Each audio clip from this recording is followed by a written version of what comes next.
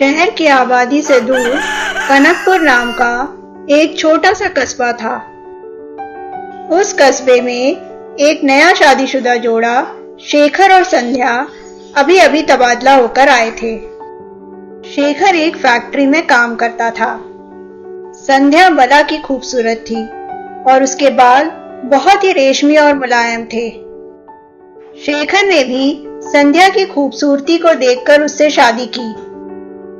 दोनों खुशी खुशी अपनी जिंदगी जी रहे थे।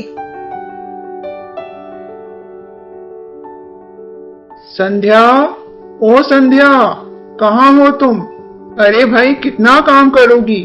चलो हम दोनों बाहर कहीं घूम कर आते हैं। जी आप फ्रेश हो जाइए, तब तक मैं रोटियां बनाकर आ रही हूँ।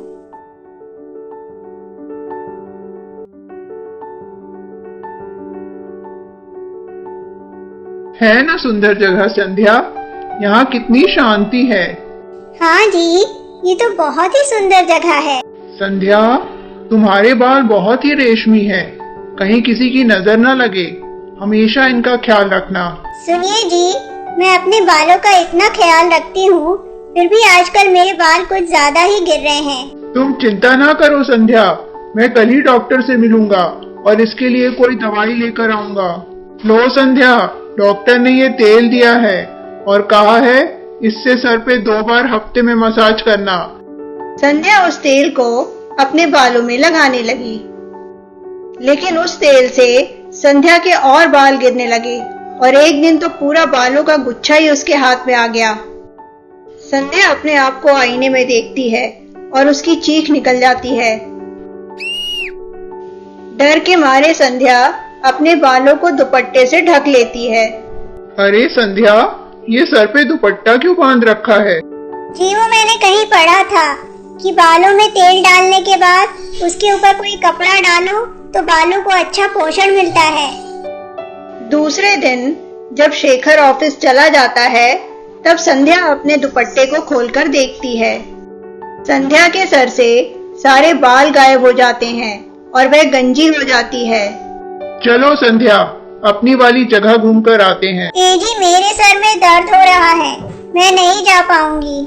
संध्या, आजकल तुम रोज सर में दुपट्टा बांधती हो, इसीलिए तुम्हारा सर दर्द होता है। निकालो इसे अभी। धीरे धीरे संध्या चुप चुप सी रहने लगी। शेखर को उसका ये रवैया खाए जा रहा था। शेखर अपने बड़े भाई के घर से अपनी माँ को बुलवा लेता है। शेखर, बहू को क्या हुआ, ठीक से बता। तब शेखर सारी बात अपनी माँ को बताता है। तो चिंता मत कर बेटा, मैं बात करूंगी संध्या से। संध्या बहू। अरे माँ जी, आप कब आई? इन्होंने तो मुझे बताया ही नहीं। तुम जब बात करोगी उससे तभी ना तुम्हें बताएगा। और ये क्या लगा रखा है घर में? निकालो ये दुपट्टा अपने सर से। और जैसे ही शेखर की माँ दुपट्टा सरकाती है, शेखर जल्दी आ। ये सब क्या है संध्या? तुम्हारे बाल कहाँ गए? बता कर मुही, तूने तो हमें किसी के सामने मुंह दिखाने लायक नहीं छोड़ा।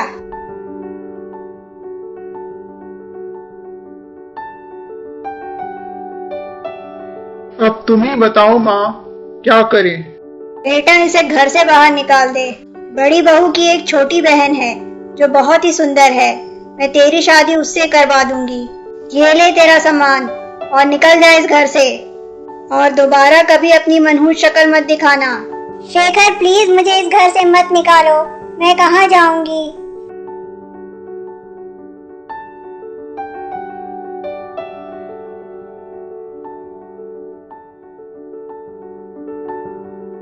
बिटिया, ओ बिटिया, उठ जा।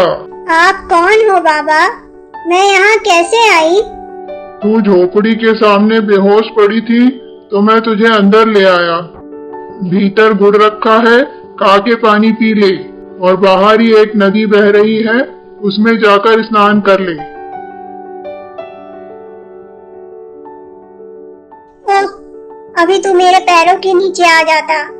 माफ करना, मैं नीचे देखकर नहीं चल रही थी।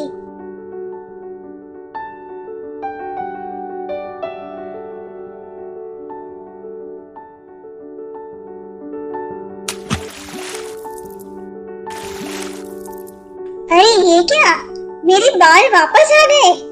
बाबा, ओ बाबा, देखो मेरे बाल वापस आ गए।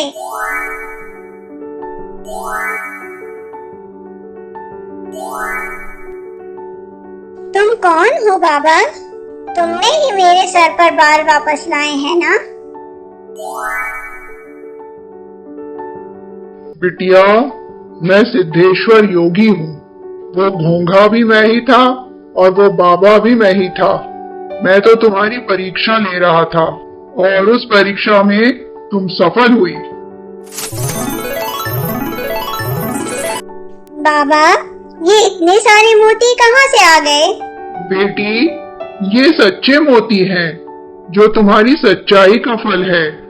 जब भी तुम अपने बालों में हाथ फिराओगी, तुम्हारे बालों से ये सच्चे मोती झरेंगे। तुम्हारा कल्याण हो।